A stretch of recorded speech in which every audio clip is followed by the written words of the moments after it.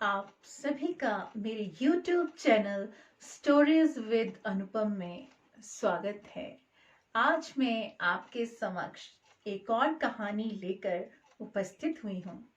कहानियाँ एक ऐसा माध्यम है जिसके द्वारा हम और आप अपने विचारों, मन के भावों और जीवन मूल्यों का अपने जीवन में अनुसरण करते हैं और नित नए जीवन मूल्यों से अवगत होते रहते हैं। कहानी कोई भी हो, हमें कोई ना कोई शिक्षा जरूर देती है, जिससे कि हम शिक्षा प्राप्त कर अपने या अपनों का मार्गदर्शन करते हैं। अगर हम किसी भी प्रतिभा के धनी हैं तो भी हमें अपने पर घमंड नहीं होना चाहिए, बल्कि हमें ईश्वर का धन्यवाद करना चाहिए कि हम प्रतिभा संपन्न हैं और हमारे द्वारा किसी और का भी भला हो सके।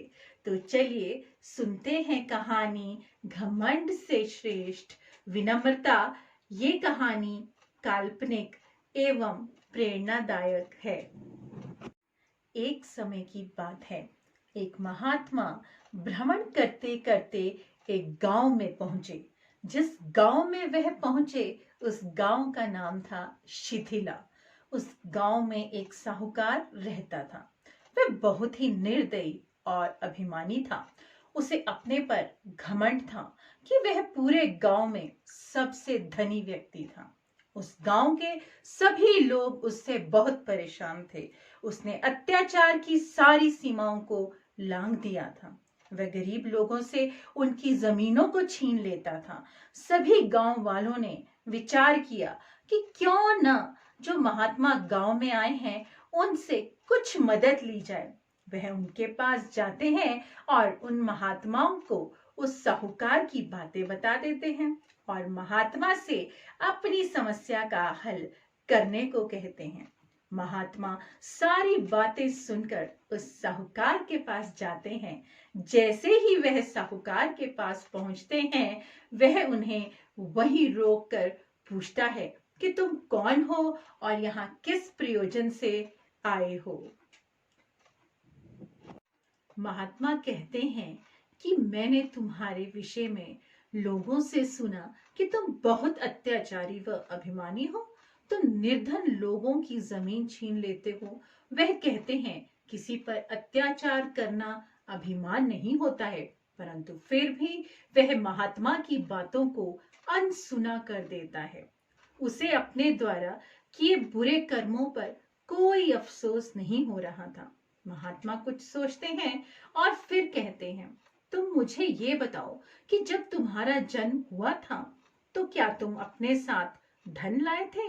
तो साहूकार ने उत्तर दिया, नहीं, मैं तो क्या कोई भी व्यक्ति साथ नहीं ला सकता। ठीक तभी महात्मा उत्तर देते हैं, हाँ बिल्कुल, तुमने ठीक कहा। उस वक्त तुम अपने साथ अपने पूर्व जन्म के कर्मों को साथ लाए थे, जिसके कारण आज तुम धनी व संपन्न हो। परंतु अब तुम्हारे द्वारा किया गया अत्याचार ही तुम्हें बुरे कर्मों का फल देगा। महात्मा कहते हैं कि जिस प्रकार हमारे हाथों की पांचों उंगलियां भी एक समान नहीं होती, उसी प्रकार प्रत्येक मनुष्य भी अपने कर्मों के अनुसार धनी व संपन्न नहीं होता। महात्मा कहते हैं, अगर ईश्वर ने तुम्हें इस काबिल बनाया है तो तुम्हें विनम्रता के साथ लोगों के साथ व्यवहार करना चाहिए, ना कि तुम्हें उन्हें नीचा दिखाना चाहिए। जरूरतमंदों की आवश्यकताओं को पूरा करना चाहिए। यही परोपकार की भावना तुम्हारे मन में भी होनी चाहिए।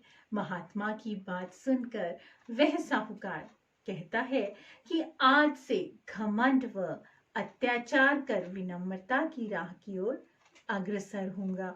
इस प्रकार उस साहूकार का जीवन ही बदल जाता है। वे महात्मा के वचनों को सुनकर अभिमान व अत्याचार को त्याग कर विनम्रता की राह पर चल पड़ता है।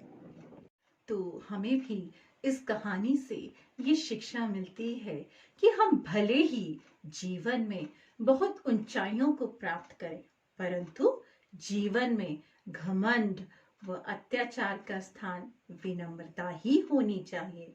हमें ईश्वर का धन्यवाद करना चाहिए कि हमें इतना काबिल बनाया कि हम किसी और के भी काम आ सकें। और वर्तमान में हमें कोरोना ने भी यह सीख दी कि मनुष्य को मनुष्य के काम आना चाहिए। धन देकर भी जिंदगियों को नहीं बचाया जा सकता। इससे बड़ी सीख हमें और क्या मिल सकती है। मैं अंत में 2 पंक्तियां कहना चाहूंगी। इंसान की इंसानियत ही उसकी पहचान होती है छवि परमात्मा की, है छवि ये परमात्मा की, हर इंसान में होती है। मैं उम्मीद करती हूँ आपको मेरी ये कहानी पसंद आई होगी। कृपया मुझे लाइक और सब्सक्राइब ज़रूर करें। धन्यवाद।